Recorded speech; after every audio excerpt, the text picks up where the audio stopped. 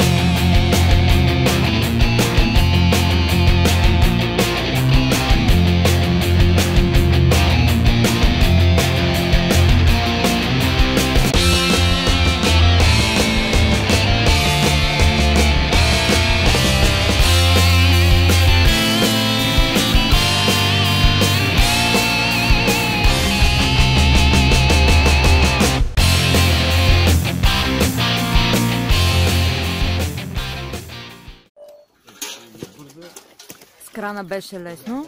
Успяхме да махнем стъпалата за около 40 минути. Сега продължаваме проучването на ръка.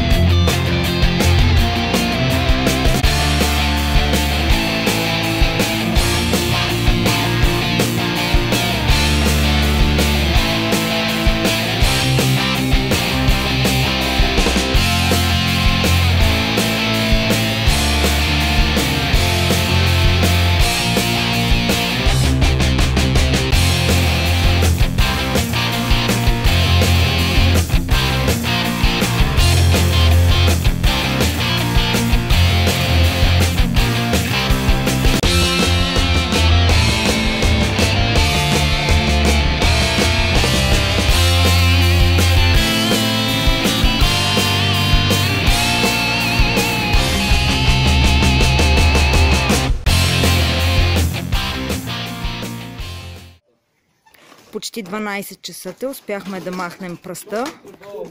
Сега започваме финното почистване.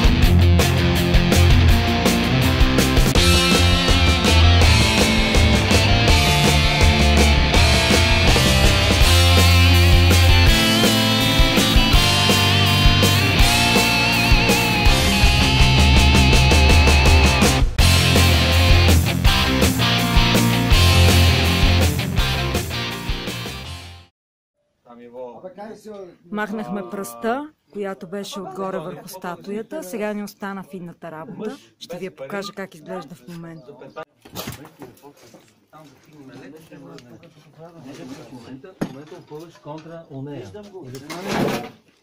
Трябва да я освободиме до степен, до която да могат да минат коланите, за да бъде вдигната с кран.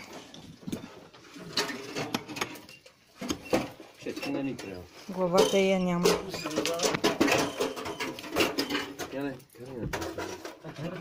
Я искам сега тук да кажеш, не така ще да освободим. Не сте големи. Хайде. Как се настъпваш?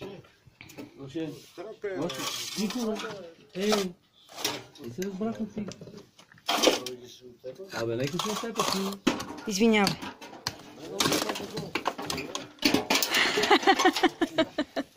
Добре.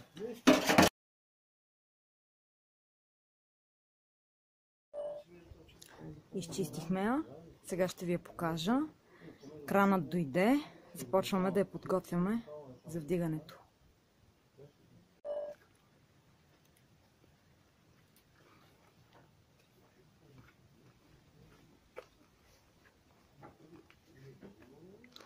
Слънцето се скри като по поръчка точно в този момент.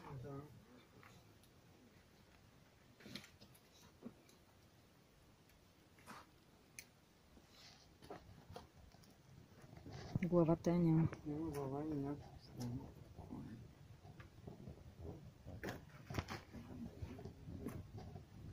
А можеха да напишат? Да, това време е било на голям постамент.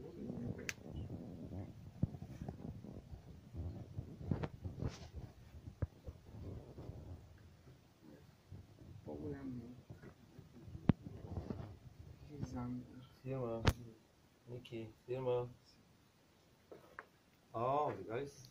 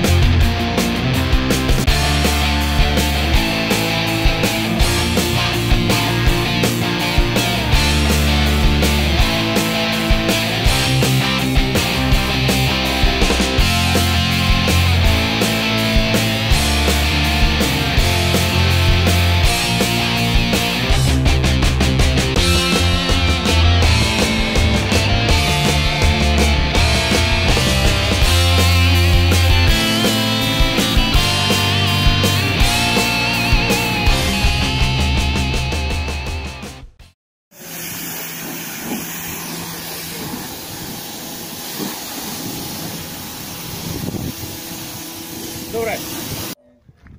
Така ли се стои? Е така, да що?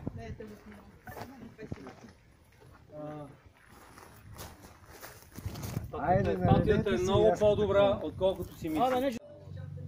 Пренесохме я, изчистихме я, сложихме в гражданската базилика на Хераклея Синтика. Тя се оказа малко по-различна от това, което си представяхме в началото. Затова сега ще попитам доцент доктор Людмил Вагалински, директор на Националния археологически институт с музей при БАН, за подробности. Люси, слушам те. Вече почистена, изправена, от всички страни сме огледали тази статуя. По-ранна е, някъде края на 1-2 век.